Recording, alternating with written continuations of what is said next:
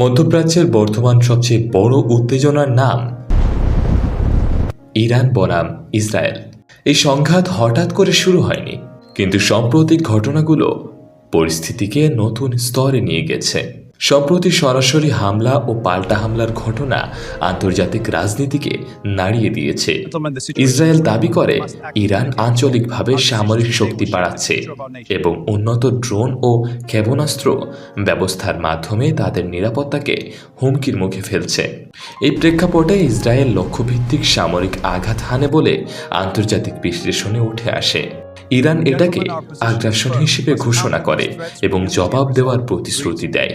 এরপর ড্রোন ও মিসাইল ব্যবহারের খবর প্রকাশ্যে আসে।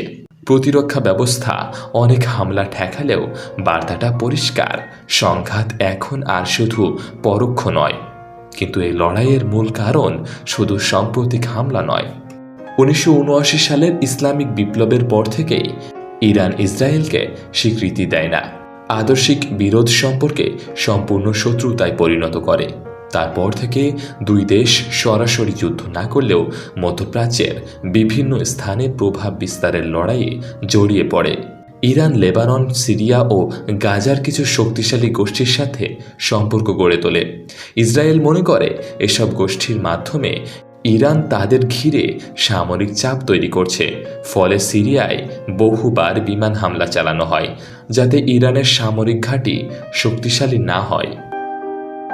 সবচেয়ে বড় উত্তেজনার কেন্দ্র ইরানের পারমাণবিক কর্মসূচি। ইরান বলে তারা শান্তিপূর্ণ গবেষণা ও বিদ্যুৎ উৎপাদনের জন্য কাজ করছে। ইসরায়েল বিশ্বাস করে পারমাণবিক অস্ত্র তৈরির সক্ষমতা অর্জনেই ইরানের আসল লক্ষ্য। ইসরায়েলের নিরাপত্তা নীতিতে একটি বিষয় স্পষ্ট: সম্ভাব্য হুমকি তৈরি হওয়ার আগেই তা থামাতে হবে। তাই তারা ইরানের পারমাণবিক অগ্রগতি মেনে নিতে প্রস্তুত নয়। এই উত্তেজনায় যুক্তরাষ্ট্র গুরুত্বপূর্ণ ভূমিকা রাখছে। যুক্তরাষ্ট্র ইসরায়েলের ঘনিষ্ঠ মিত্র। তারা সামরিক সহায়তা ও কৌশলগত সমর্থন দিয়ে থাকে। ফলে পরিস্থিতি উত্তপ্ত হলে বৈশ্বিক শক্তির ভারসাম্যও নড়ে ওঠে। অন্যদিকে ইরানও কম নয়, তাদের আঞ্চলিক নেটওয়ার্ক রয়েছে এবং তারা দীর্ঘদিন ধরে মিসাইল ও ড্রোন সক্ষমতা বাড়িয়েছে। বর্তমান পরিস্থিতি সবচেয়ে বিপজ্জনক কেন? কারণ এখন আর শুধু ছায়াযুদ্ধ নয়, সরাসরি রাষ্ট্র স্তরের বার্তা বিনিময় হচ্ছে সামরিক শক্তির মাধ্যমে। একটি ভুল হিসাব বড় সংঘাতে রূপ নিতে পারে। পূর্ণাঙ্গ যুদ্ধ হলে কি হবে? প্রথমত, লেবানন সীমান্ত জ্বলতে পারে। দ্বিতীয়ত, গাজা পরিস্থিতি বিস্ফোরক হতে পারে। তৃতীয়ত, যুক্তরাষ্ট্র সরাসরি জড়িয়ে যেতে পারে। চতুর্থত, তেলের সরবরাহে প্রভাব পড়তে পারে ভীষণভাবে, যা বৈশ্বিক অর্থনীতিকে নাড়িয়ে দেবে। কিন্তু দুই দেশই জানে পুরো যুদ্ধ মানে বিশাল ক্ষতি। ইসরায়েলের উন্নত প্রতিরক্ষা ব্যবস্থা আছে, কিন্তু ইরানের কাছে উল্লেখযোগ্য মিসাইল ভান্ডার রয়েছে।